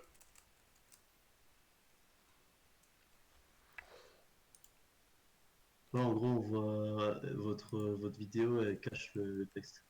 Ouais, non, je vais la bouger, vous inquiétez pas. Ouais. Hop, du coup. Là, ça doit être... là, normalement, ça doit être correct. Donc, mon cingloton. Hop, du coup, ça, je vais le passer sur mon autre desktop. Donc, mon cingloton, c'est quoi? Donc, je me crée ma classe cingloton, c'est la fête. Je vais commencer par me créer un attribut qui va être de type cingloton, que je vais appeler comme je veux, et qui va contenir une nouvelle instance de la classe cingloton. Donc autrement dit, une classe comporte une instance vers elle-même. Jusque là, bon, le seul subtilité, c'est que mon cingloton contient un attribut de type cingloton. C'est un peu le cinglotonception. L'autre chose importante, c'est que je vais créer un constructeur pour ma classe. Donc là, évidemment, je mets ce que je veux dans mon constructeur, ça n'a aucune importance. Mais très important, par contre, c'est que mon constructeur ici, il est private. Et rappelez-vous d'un truc en Java, c'est que quand je réécris un constructeur, ça écrase le constructeur par défaut. Donc ça veut dire que là, comme je suis en train de réécrire le constructeur par défaut, celui qui n'a pas d'argument, ça veut dire que globalement, je suis en train de... Comment dire? Je suis en train de réécrire le seul constructeur existant pour ma classe, et je suis en train de le rendre en private. En private, ça veut dire quoi? Ça veut dire que, à part dans ma classe cingloton, je ne pourrais créer d'instance de cingloton nulle part. Et ça m'intéresse. Et enfin, hop là, je vais me créer une fonction qui me renvoie un élément de type cingloton que je vais appeler getInstance. Et qui va renvoyer du coup un pointeur vers ce truc-là.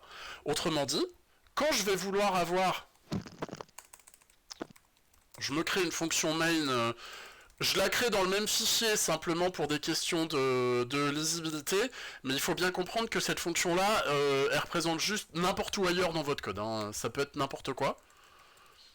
Quand je vais avoir ça, bah l'avantage c'est qu'en fait, je vais jamais faire un truc genre cingloton s égale new cingloton, parce que si je fais ça, Bah en fait, je vais pas pouvoir le faire parce que comme mon comment dire, comme mon constructeur est private, bah si je fais ça, il va m'insulter. Par contre, là, il m'insulte pas puisque je suis dans la même classe, fatalement. Par contre, ce que je vais faire, c'est que je vais dire, bah, singleton s égale singleton.getInstance. Enfin, .getInstance, pardon. L'avantage de ça, c'est qu'en faisant ça, je vais récupérer toujours le même pointeur vers l'instance qui est là, qui sera toujours la même. Et donc, le singleton s qui est ici, quel que soit ce que je fais, quel que soit où je vais appeler cette fonction, elle me renverra toujours la même instance. Donc l'avantage de ça, bah, c'est tout simplement que ça me permet de garantir que j'aurai une instance de singleton qui sera partout la même dans mon code. Évidemment, là je l'appelle singleton pour des questions de clarté, mais c'est pas ça qui en fait un singleton. Hein. Vous avez bien compris que si j'appelle ma classe Jean-Claude, c'est un singleton quand même. Voilà ce que c'est que le singleton. Ça me permet de garantir que j'ai une et une seule instance de mon code partagée partout. Enfin, une ou une seule instance de ma classe partagée à travers tout mon code.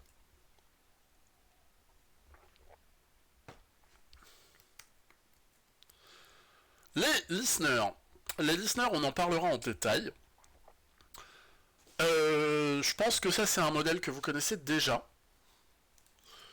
Les listeners, c'est quoi? C'est le pattern qui dit en fait un modèle de programmation qui dit bah, je vais faire en sorte que des fonctions soient en écoute sur certains événements et quand l'événement est déclenché, la fonction est appelée.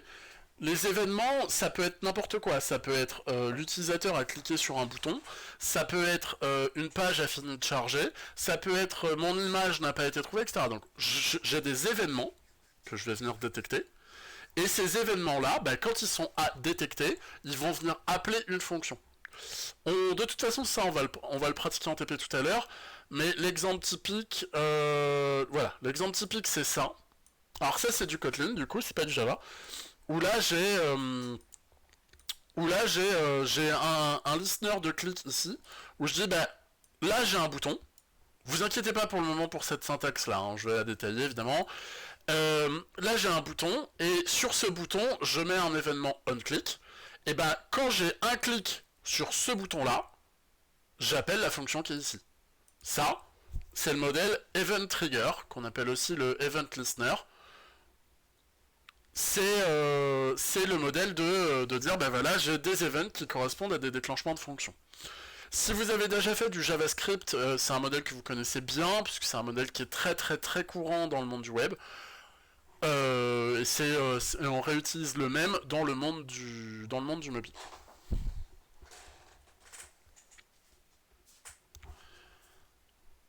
De toute façon, je ne m'étends pas beaucoup sur celui-là parce qu'on va venir le pratiquer par carton et donc on aura l'occasion de revenir dessus. Ensuite, oui, je suis désolé, j'arrête pas de tourner la tête, mais il y a mon chat qui est juste à la limite de mon champ de vision et qui arrête pas de me faire qui arrête pas de me faire tiquer parce que je comprends pas ce qui bouge.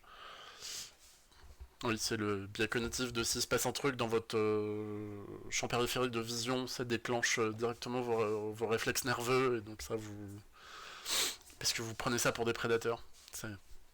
Voilà, c'est un réflexe. On s'en fout, mais c'est utile. Bref, on s'en branle.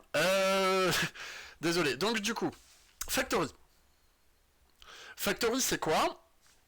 Donc Factory, c'est assez simple. Donc un c'est aussi un design pattern.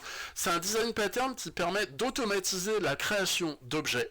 Et en fait, c'est un design pattern qui permet d'automatiser la création d'objets pour faire en sorte que vous n'ayez plus jamais besoin de faire appel à un constructeur. Donc ça va être basé sur deux classes. Donc on va les appeler myClass et myClassFactory. Alors vous inquiétez pas, je vais avoir plein d'erreurs de syntaxe, c'est normal. Puisque déjà je vais avoir deux classes dans le même fichier, donc ça c'est une purge. Je le fais là pour vous montrer ce qui se passe, mais en temps normal évidemment c'est dans deux fichiers différents. Dans ma classe, je vais avoir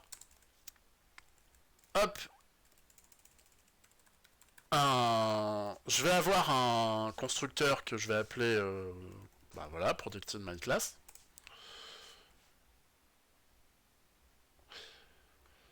Et Hop, je crois qu'en passant les classes en private, ça doit aller. Ouais, voilà. Si je passe... Alors, dans votre cas, vous mettrez les classes en public, hein. Là, je mets juste les classes en private pour pas qu'ils me surchargent avec des erreurs de syntaxe, comme j'ai plusieurs classes dans le même fichier. Dans votre cas, elles resteront publiques. Et donc, dans le MyClassFactory, je vais créer une instance. Donc, je vais créer un public static MyClass getInstance qui va renvoyer une instance de ma classe. Et du coup, bah, quand je vais vouloir créer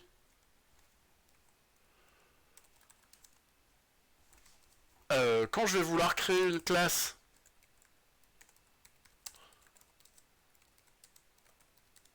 quand je vais vouloir créer une classe ensuite qui va venir me se servir de qui va vouloir créer un objet dans mon code, bah, en fait je vais plus utiliser le constructeur de ce truc là, je vais directement faire un donc myClass Toto égale myClassFactory.getInstance. L'avantage de ça, c'est que en fait je n'ai plus jamais besoin de passer par le mot-clé new.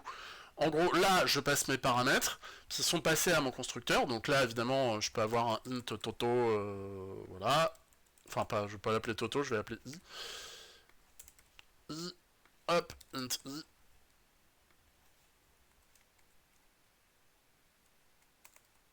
Donc ça me permet de passer tous les paramètres que je veux. Mais l'avantage de ça, c'est que j'ai plus jamais besoin de faire appel au mot-clé new, en fait. Ça me permet de créer une couche d'abstraction en plus sur le fait de sur ma gestion mémoire. À part ici, je n'aurai plus jamais le mot-clé new lors de la création de ma classe. Le gros intérêt de ça, bah, c'est aussi de clarifier ma syntaxe, en fait. Puisque en faisant comme ça, je passe directement par des fonctions qui sont responsables de la création d'objets et qui vont générer mes objets à la volée. Évidemment, là, c'est un code simpliste, mais je peux totalement ici envisager aussi des switches, des conditions, etc., qui font que je ne vais pas forcément venir appeler le même constructeur de classe si par exemple j'ai fait du polymorphisme sur mon constructeur, ce genre de choses. Voilà à quoi ça sert Factory. Ça sert à automatiser la création de classes.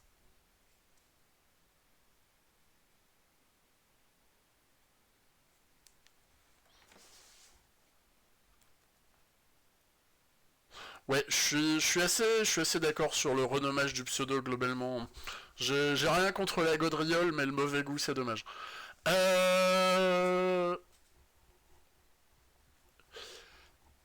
Du coup, last but not least, le MVC. Alors oui, je sais, le MVC n'est pas un design pattern. Techniquement, effectivement, c'est pas un design pattern parce que c'est pas une règle de structure du code, c'est une règle d'architecture fonctionnelle. Oui, c'est vrai. Terminologiquement, c'est vrai, je peux pas vous l'enlever. Le MVC, c'est pas vraiment un design pattern, c'est plutôt une règle d'architecture. Maintenant, très souvent, on l'assimile à un design pattern parce qu'en fait, ça a les mêmes effets, ça a quasiment les mêmes applications et ça a les mêmes règles de fonctionnement. C'est pour ça qu'on s'en sert comme ça. Alors, le MVC, bon, vous le connaissez tous, ça veut dire modèle vue contrôleur. Si vous vous en souvenez pas, bah du coup, ça veut dire modèle vue contrôleur. Il a aussi un cousin qui est le MVVM, qui est le MVC un petit peu complexifié, mais qui en fait est assez similaire. Globalement, le MVC c'est quoi? Alors, pour le coup, là, en mobile, c'est central. Comprendre le MVC c'est pas dur, mais comprendre le MVC en mobile c'est indispensable, parce que c'est vraiment la base de tout le développement d'application. En gros, ce qu'il faut comprendre dans le MVC, c'est que ça permet de découper un outil ou de découper une application en couches. Bon bah évidemment il y aura donc, je vais y revenir sur le schéma, mais il y a la couche modèle, il y a la couche vue, il y a la couche contrôle. L'idée c'est de dire ben voilà, chaque partie de mon application est dédiée à une de ces couches là. Les couches sont interfacées entre elles pour pouvoir communiquer et faire en sorte que mon application fonctionne, mais chaque classe est assignée à une couche particulière. Chaque package éventuellement est assigné à une couche particulière. Le gros intérêt de faire ça, bah, c'est que du coup ça me permet de structurer mon projet et ça me permet de clarifier qu'est-ce qui sert à quoi. Quand on a des petits projet, c'est pas très grave. Par contre, quand on a des projets lourds et qui commencent à devenir copieux, c'est indispensable. Mais surtout, c'est central en mobile parce que on va le voir quand on va commencer à comment dire, quand on va commencer à attaquer la conception d'appli en elle-même. En fait, la partie graphique, la partie vue du mobile, c'est géré par du XML. La partie modèle et la partie contrôle, c'est géré par du Kotlin. Donc ça veut dire qu'on a ces langages qui s'interfacent en permanence. Et donc comprendre dans quelle couche on est, ça permet de comprendre à quel langage on a affaire et donc ce qu'on est censé faire. Il n'y a pas forcément besoin de faire beaucoup d'éditions XML quand on fait de l'Android, mais de temps en temps, il faut descendre dedans. Et donc, dans la mesure où une appli, c'est en permanence, on est en train de jongler entre le Kotlin d'un côté et le XML de l'autre, on est en permanence en train de jongler entre la couche vue d'un côté et la couche contrôle de l'autre. Donc il faut vraiment bien comprendre le MVC pour attaquer le mobile. Le MVC, ça sert à quoi ? Je pense que si vous en avez déjà entendu parler, vous le savez. Ça sert, comme tous les design patterns, à modulariser son code, à rendre les couches indépendantes et donc à créer de la réutilisabilité, de la facilité de maintenance et de la clarté. Alors, le MVC, c'est quoi ? C'est donc, je vous le disais, on va découper notre projet et on va découper nos classes en 3 couches. La couche de contrôle, la couche de vue et la couche de modèle.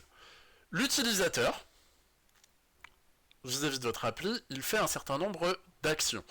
Il clique sur des boutons, il remplit des champs de texte, il saisit de l'information, bref, il interagit.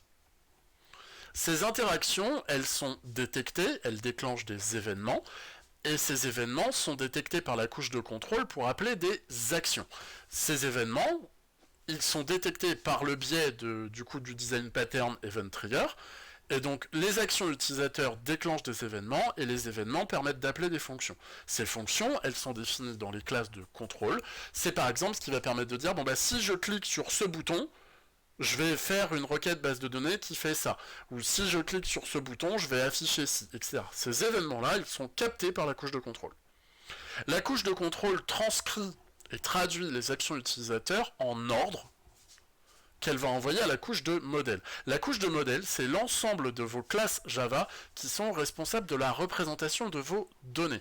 Par exemple, si je prends une application répertoire, dans ma couche de modèle, je vais avoir une classe contact qui me permet de représenter une instance de contact dans ma classe. Et ensuite, chaque contact sera une instance de cette classe-là avec toutes les données de mes contacts. La couche de modèle, c'est ça, c'est l'interface qu'il y a en fait entre votre base de données et votre code. C'est donc un ensemble de classes Java qui permettent de représenter l'information que votre application manipule. Votre couche de modèle, elle va donc récupérer les ordres de la couche de contrôle et transformer ces ordres en requêtes. Alors, vers les données, ça ne veut pas forcément dire la base de données interne. Ça peut être vers un microservice distant, ça peut être vers une API, ça peut être vers n'importe quoi, mais n'importe quelle source d'information extérieure à votre application, en fait. L'exemple typique, c'est si je prends mon Facebook, qui est là, si je clique dessus, à chaque fois que je clique sur un bouton, je suis bien en train d'appeler les serveurs de Facebook, donc les services Facebook distants, pour récupérer de l'information. Et cette récupération d'information-là, elle se fait via des microservices d'échange qui sont appelés via la couche de modèle de mon application. Donc les microservices ou la base de données vont renvoyer des données brutes que la couche de modèle va être chargée de modéliser. C'est-à-dire que je vais récupérer du XML ou du JSON, que je vais traduire, que je vais parser et transformer en instance de mes classes contacts. Une fois que ces informations-là sont transcrites, sont récupérées, la couche de modèle transmet des données, alors soit à la couche de contrôle, soit à la couche de vue, des données mises en forme qui vont être récupérées par la couche de vue qui vont permettre du coup de mettre à jour l'affichage. L'exemple typique, encore une fois, je vais prendre je prends mon application de contact. On est bien d'accord que si j'appuie là-dessus, j'ai bien fait une requête sur les détails de mon contact pour qu'il soit affiché en plus grand. Et ça, c'est ce qui me permet de... j'ai bien cette chaîne, c'est-à-dire que j'ai fait une requête aux informations de mon contact, les informations de mon contact ont été remontées à ma couche de vue qui du coup a mis à jour l'écran affiché. L'écran affiché est mis à jour, donc l'écran est modifié, ce qui donne de nouvelles informations à l'utilisateur. L'utilisateur, du coup, à partir de ces nouvelles informations, va faire de nouvelles actions, relancer la boucle, et ainsi de suite. Donc, ici, je récupère les actions utilisateurs, je les contrôle et je les transmets. Ici, je représente les données, et ici, je gère l'affichage. Voilà ce que c'est le modèle MVC. C'est séparer le contrôle, l'affichage et la représentation des données.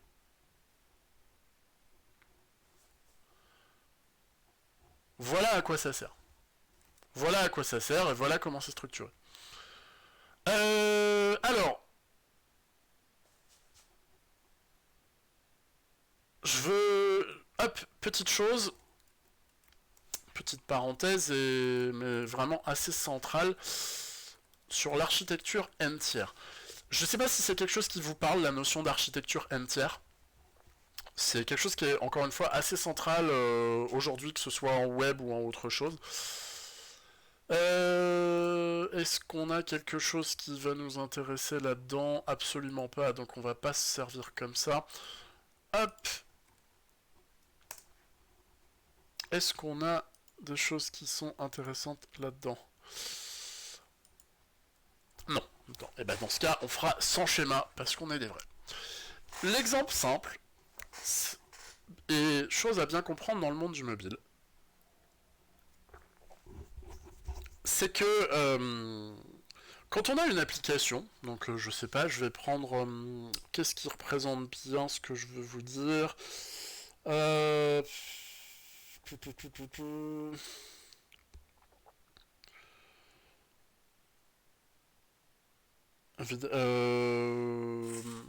Mettons l'application SNCF, que je ne retrouve absolument pas parce que j'ai dû la virer. Mettons l'application SNCF. L'application de la SNCF, donc on est d'accord que la SNCF, ils ont une base de données. Cette base de données, elle contient la liste des trains, des tarifs, de tout ce que vous voulez relatif à la SNCF. La SNCF, elle a son site. Donc, alors maintenant c'est oui SNCF. On est d'accord. Ce site-là, il est développé. Alors, ok, il est développé par une société extérieure, mais il est développé par la SNCF qui, du coup, laisse accès à sa. Enfin, le site tape dans la base de données et tout va bien. Le truc, c'est que. Est-ce que. J'aimerais bien avoir un schéma quand même pour. Ouais, on va faire comme ça. Ce schéma-là sera parfait. Enfin, sera parfait s'il charge. Perfect. Donc, ça, ici à droite, c'est ma SNCF. On est d'accord que, de ce point de vue-là, j'en cherche une un peu plus parlante. Parce que quand même... Non, ça c'est de la merde. Enfin, je veux dire, ce n'est pas très approprié.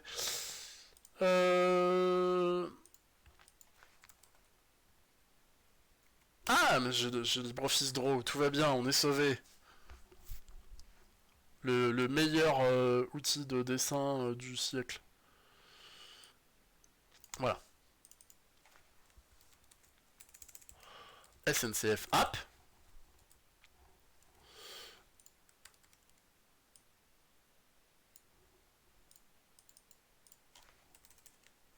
SNCF BDD.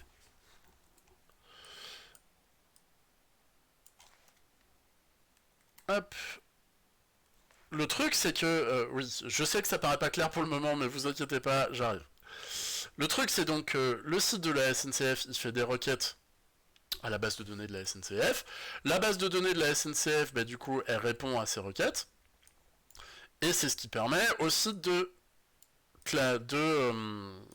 répondre correctement.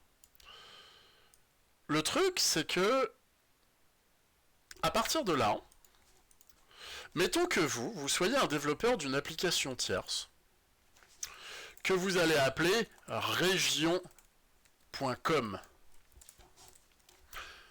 ou même région app. Et, alors je vais prendre le cas de ma région. Moi, je vis dans le Nord en ce moment. On fait tous des erreurs. Région app, moi je veux faire en sorte de rendre disponible les horaires et les tarifs des trains de la SNCF, mais uniquement pour ma région, ou même uniquement pour ma ville, ou uniquement pour ce que je veux. Donc voilà, dans mon cas, uniquement pour Lille. Moi je m'en fous des trains pour Marseille, je veux juste les TER de ma région. Je vais donc concevoir mon application, et je vais aller voir la SNCF en leur disant « Bonjour monsieur la SNCF, comment tu vas? Est-ce que tu pourrais, s'il te plaît, me donner accès à ta base de données afin que je puisse taper dedans pour mon application. J'habite à Lille et je fais cours à Cergy. En temps normal, j'aurais fait cours physique à Cergy, mais comme là, c'est cours à distance, ouais, je vais pas me déplacer à Cergy si j'ai pas besoin. C'est l'intérêt du cours à distance, c'est que du coup, on peut faire cours de partout.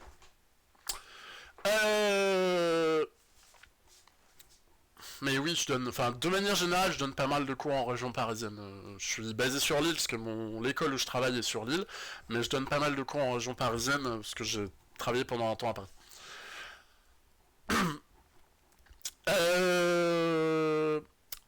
Le truc, c'est que donc, je vais aller voir la SNCF pour leur demander est-ce que je peux accéder à votre base de données.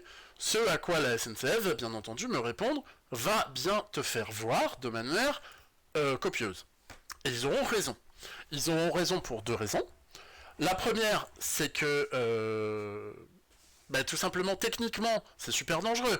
Parce que ça veut dire que tout ce qui se passe ici, là, dans Région App, c'est en train de se connecter à ma base de données, alors que c'est une appli tierce. Donc ça veut dire qu'il faudrait leur donner les mots de passe, il faudrait leur donner des droits spécifiques. Ça, c'est compliqué. L'autre chose, c'est que... la deuxième chose, c'est que sous Android, il n'existe pas... Enfin, il n'existe pas, globalement. C'est pas tout à fait vrai, mais on va dire ça comme ça, de pilote pour se connecter à une base MySQL distante.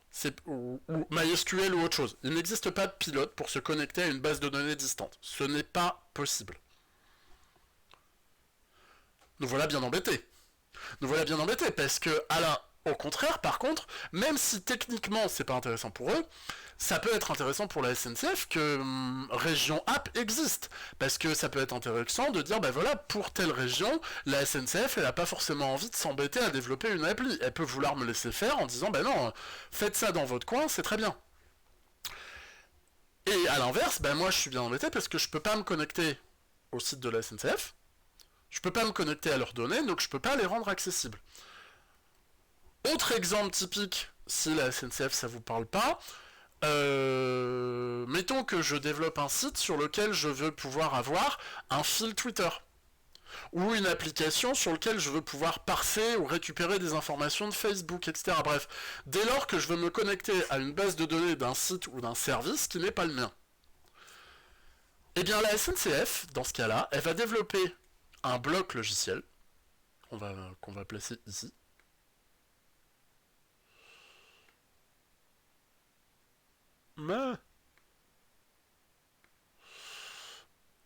et ce bloc logiciel-là, c'est un bloc logiciel où globalement, moi je vais pouvoir venir l'interroger.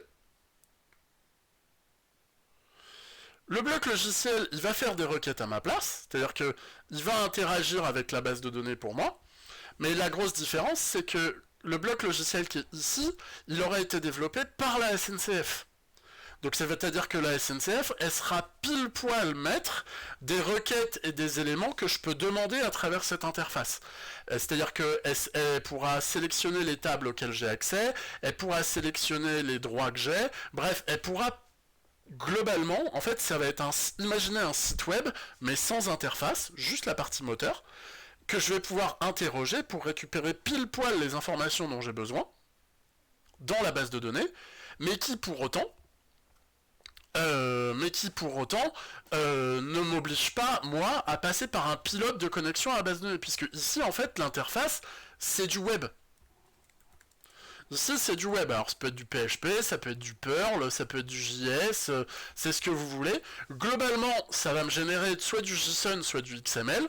Donc, je vais venir récupérer des fichiers JSON ou XML ici qui sont représentatifs de ce que je veux dans la base de données. Et moi, tout ce que j'aurais besoin de faire dans mon application, c'est traiter ces fichiers JSON ou ces fichiers XML pour pouvoir les afficher dans mon appli. Le truc de ça, c'est que du coup, moi, je récupère ces fichiers-là à parser, mais j'ai plus besoin de me connecter à la base de données. C'est ça truc-là qui se connecte à la base de données pour moi. L'avantage aussi de ça, c'est que du point de vue de la SNCF, ils peuvent vouloir monétiser l'accès en disant bon si je fais plus d'un certain nombre de requêtes par jour, par exemple, je dois payer quelque chose.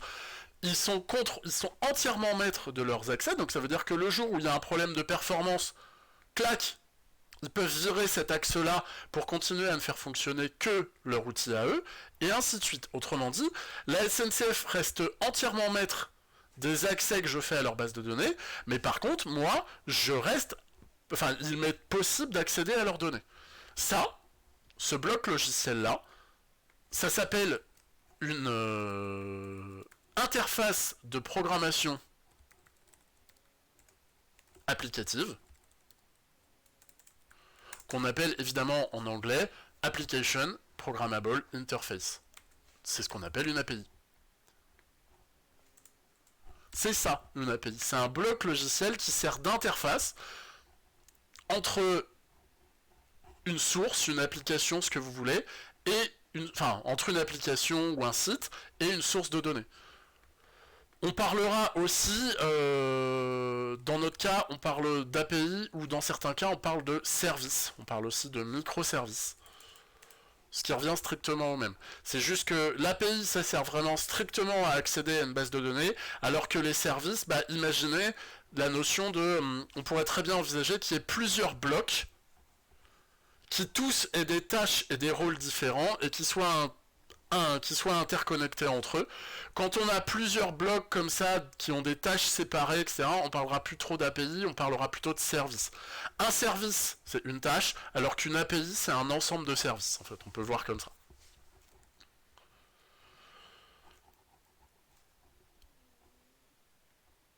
Voilà ce que j'avais à vous raconter déjà pour ce matin. Ça me semble être plutôt copieux pour le moment. Ça me semble faire le tour, disons, des bases, des mécanismes de développement standard à appliquer sous Android. Ça me sert aussi à faire ça me semble aussi globalement faire le tour des grands aspects du langage.